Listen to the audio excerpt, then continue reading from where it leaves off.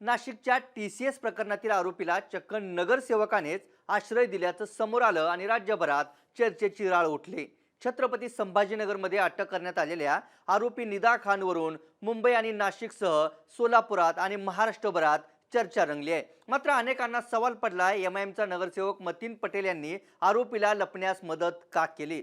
आता पोलीस चौकशीतून याबाबत अनेक मुद्दे समोर येत आहेत, पण पोलिसांनी असं काय केलं की आधी तोंडातून ब्र न काढणारा MIMचा नगरसेवक आता पोपटासारखा बोलू लागलाय। निदा खान आणि MIMचं कनेक्शन काय आहे आणि या प्रकरणात पुढे काय काय घडू शकतं याचाच आढावा तुमच्या समोर मांडण्याचा प्रयत्न करणार आहोत। नमस्कार, मी लखन आदाटे आणि तुम्ही पाहताय मुंबई तक। TCSच्या नाशिक युनिटमधील HR निदा खानला गुरुवारी छत्रपती संभाजीनगरमध्ये अटक करण्यात आली। पण जवळपास 1.5 महिन्यापासून फरार असणाऱ्या निदा खानच्या अटकेपेक्षा जिथं कारवाई झाली त्या जागेची चर्चा जास्त होतीये। निदा खानला अटक झाली त्या घराचा मालक MIMचा नगरसेवक असल्याचं समोर आलं। ते घर छत्रपती संभाजीनगरमधील MIMचे नगरसेवक मतीन पटेल यांचं असल्याची माहिती पुढे आली आहे। पण पोलिसांना ही माहिती कशी मिळाली, मतीन पटेल यांनी कबुलीनामा कसा दिला तेही पहा। TCS कंपनीतील धर्मांतर आणि लैंगिक शोषण प्रकरणातील मुख्य संशयित आरोपी निदा खान पोलिसांना गुंगारा देत होती। पोलिसांची हालचाल लक्षात येताच ती जागा बदलत असल्याचं तपासात समोर आलं होतं। पोलिसांना मतीन पटेल यांच्या घरातच निदा खान लपल्याची माहिती मिळाली होती। पण नारेगाव भागात सरकारी गाड्यांचा ताफा किंवा गणवेशातील पोलीस दिसले असते तर स्थानिक पातळीवर गर्दी जमा होण्याची किंवा माहिती फुटण्याची ही भीती होती। ही जोखीम ओळखून नाशिक आणि स्थानिक गुन्हे शाखेच्या पथकानं थेट मुळावर गाव घालत मोहीम फत्ते केली। पण पोलिसांनी नेमकं काय केलं ते पहा। पोलिसांनी नगरसेवक पटेलांना बोलतं करण्यासाठी खेळी खेळली। संशय येऊ नये म्हणून त्यांना पोलीस आयुक्तालयात बोलावलं गेलं। मतीन पटेल यांना बॉडीगार्डच्या बहाण्याने बोलवून घेतलं। निवडणूक काळातील पोलीस बॉडीगार्ड विषयी अधिकृत स्टेटमेंट घ्यायचंय असं सांगण्यात आलं। पण पटेल आयुक्तालयात पोहोचताच पोलीस अधिकाऱ्यांनी चांगलंच घेरलं। पोलिसांनी 5 प्रश्न विचारले, पण त्याची उत्तर देताना मतीन पटेल यांची बोबडी वळली।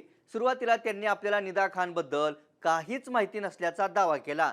मात्र शेवटी पोलिसांनी खाक्या दाखवला आणि जमीन खरेदी तक्रारीची चौकशी करण्याचा इशारा देताच MIMचा नगरसेवक पोपटासारखा बोलू लागला। निदा खानला आश्रय दिल्याची कबुलीच मतीन पटेल यांनी दिली। त्यानंतर कैसर कॉलनीतील घरात मतीन पटेलांना सोबत घेऊनच पोलिसांनी धाड टाकली। नाशिक गुन्हे शाखा आणि गुन्हे शाखेचे पोलीस निरीक्षक गजानन कल्याणकरांनी निदा खानला ताब्यात घेतलं। पण निदा खान आणि MIMचं कनेक्शन नेमकं कसं समोर आलं तेही पाहूयात। नाशिक पोलिसांना आधी निदा खानचे लोकेशन सिडको बसस्थानक परिसरात मिळाले होते। ती कुटुंबासह सोलापूरहून छत्रपती संभाजीनगरमध्ये आली होती। निदा खानचा भाऊ हा MIMचा कार्यकर्ता आहे। त्यानेच कॉल केल्यानंतर मतीन पटेल यांनी निदा खानला आपल्या घरात आश्रय दिला। धक्कादायक बाब म्हणजे आश्रय दिल्यानंतर मतीन पटेल यांनी तिची MIMच्या एका बड्या नेत्याशी भेट घडवून आणली होती। तुला लवकरच जामीन मिळेल असा विश्वासही या बड्या नेत्याने तिला दिला होता। वरिष्ठ पोलीस अधिकारी शुक्रवारी दुपारी माजी खासदार इम्तियाज जलील यांच्या घरी पोहोचले होते। मात्र ही भेट बंदोबस्तासाठी होती अशी माहिती पोलिसांनी दिली। त्यामुळे तो बडा नेता कोण आहे ते तपासात समोर येईलच, पण आता मतीन पटेलांच्या अडचणी कशा वाढू शकतात तेही पहा।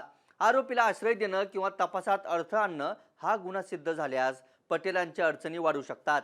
कोर्टाने 2 वर्ष किंवा त्यापेक्षा जास्त कालावधीत शिक्षा सुनावली तर मतीन पटेलांचं नगरसेवक पद आपोआप रद्द होऊ शकतं।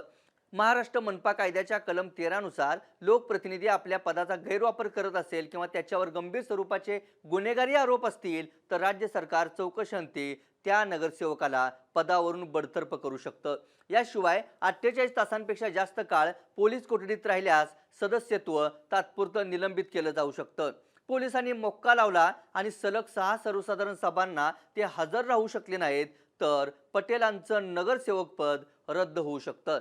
त्यामुळे कोर्टाचा निकाल अत्यंत महत्त्वाचा असून आता सुनावणीत काय घडतं याकडे सगळ्यांचं लक्ष असेल। पण एवढा चर्चेत असलेला मतीन पटेल नेमका कोण आहे त्यावरती सुद्धा एक नजर टाकूयात। मतीन पटेल छत्रपती संभाजीनगरमधील MIMचा नेता आहे। यंदा पहिल्यांदाच महापालिकेत नगरसेवक म्हणून तो निवडून आला। पटेल यांचा प्लॉटिंगचा व्यवसाय आहे। नारेगाव परिसरातील राजकीय वादांमध्ये आणि इतर राड्यांमध्ये मतीन पटेलांचं नाव सर्वात पुढे असतं।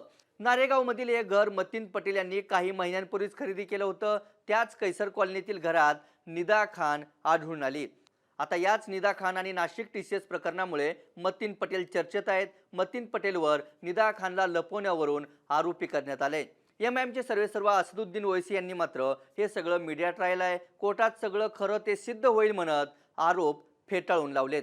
नहीं सर, तुम्हारे नगर सेवक के ऊपर गुना दाखिल हुआ हाँ है। तो नहीं, हो गया तो नहीं। हाँ ये देखो अभी कितने MLA MP पे गुना दाखिल है अभी नहीं एक बात सुनो नहीं अभी महाराष्ट्र की विधानसभा में कितने पे गुना दाखिल है how is it that you are taking नहीं टेक आप एक सुनिए हमारी बात दिस इज वेरी ऑब्जेक्शनेबल और आप बोल रहे ये हुआ अरे भाई किसी पे केस बुक हुआ ठीक है कोर्ट करेगा ना अगर आपको जो कोई बोल दिया ऐसा बोला उस पर कैसा होगा बताइए जिंदगियां खराब हो गए सुनिए आप एक बात अगर आपको जस्टिस चाहिए तो ट्रायल बाय मीडिया मत करिए.